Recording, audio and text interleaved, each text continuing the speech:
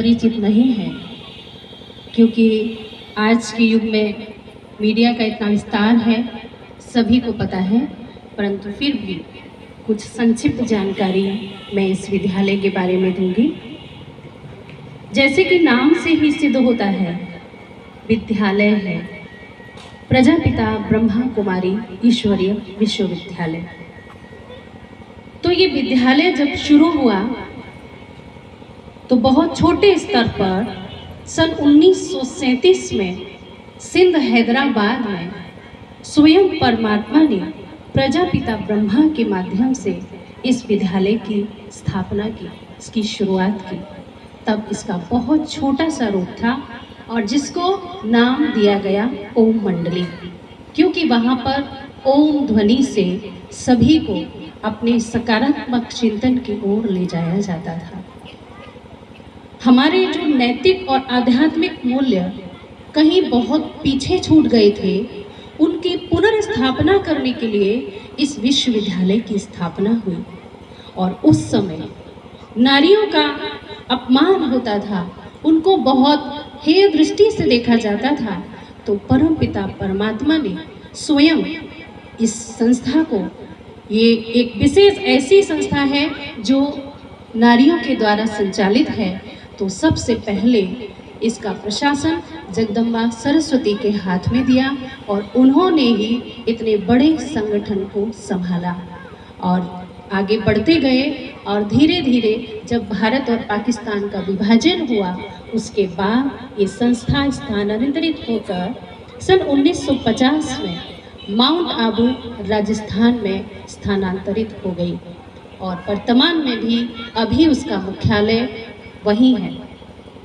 तो इस तरह से परमात्मा ने इस संस्था की शुरुआत की और महिलाओं के द्वारा ही इसको आगे बढ़ाया, क्योंकि हम सभी जानते हैं नारियों का सैलाब जिस ओर उमड़ जाता है, इतिहास गवाह है, इतिहास बदल जाता है।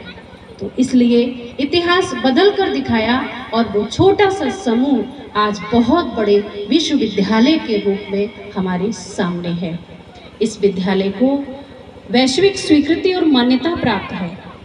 इस विद्यालय को बहुत सारे शांति दूत पुरस्कारों से भी नवाजा गया है और हमारे विद्यालय की पूर्व प्रशासिका आदरणीय दादी जानकी जी, जिनको most stable mind lady in the world इस क्या कहें इस टाइटल से नवाजा गया और आज Guinness book of world record में उनका नाम दर्ज है, दुनिया की सबसे स्थिर मन वाली महिला। तो ये कैसे संभव हुआ? जहाँ महिलाओं को हम समझते हैं केवल घर का कारोबार करने के लिए ही है, उनको भगवान ने आगे रखा और इस ऊंचाई पर पहुंचाया। तो इस तरह से हमारी जो संस्था है वो कई विंग्स के लिए कहेंगे, कई विभाग बने हुए हैं जिनमें अलग अलग अपनी सेवाएं दे रही हैं। जैसे कि शिक्षा विभाग है, राजनीति विभाग है, धार्मिक विभाग है, महिला विभाग है, ग्राम विकास विभाग है। इनमें अपनी अलग अलग कि हम अपने पेशे में रहते हुए, व्यवसाय में रहते हुए भी कैसे अपने जीवन को आगे बढ़ाएं और किस तरह से हमारे जो मूल्य कहीं खो गए हैं उन मूल्यों की पुनर्स्थापना करें। तो इसी के लिए हमारी ये संस्था आज कार्यरत है।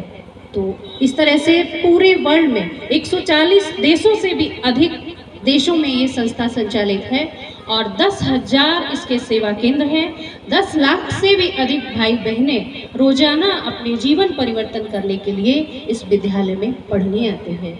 और इस विद्यालय की जो मुख्य विशेषता है वो ये है कि इस विद्यालय में सभी, चाहे छोटे बच्चे हों, चाहे बड़े हों, बुजुर्ग हों, भाई हो या बहन हो, कोई जाति कोई भेद कुछ नहीं, सभी तरह के लोग एक साथ एक समय में पढ़ सकते हैं।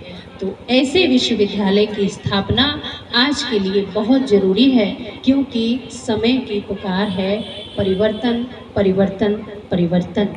तो वो परिवर्तन हम स्वयं लाएंगे इस विश्वविद्यालय की शिक्षाओं को ग्रहण करने के बाद। तो आइए हम सभी परमात्मा के इस विशाल कार्य में अपना सहयोग दें और विश्व परिवर्तन का कार्य, जो आज हमारा भारत सोने की चिड़िया कहलाता था, वो आज कैसा हो गया है, तो पुनः वो सतयुग जो सोने की चिड़िया था वहाँ तक पहुँचाए। ओम शांति। बहुत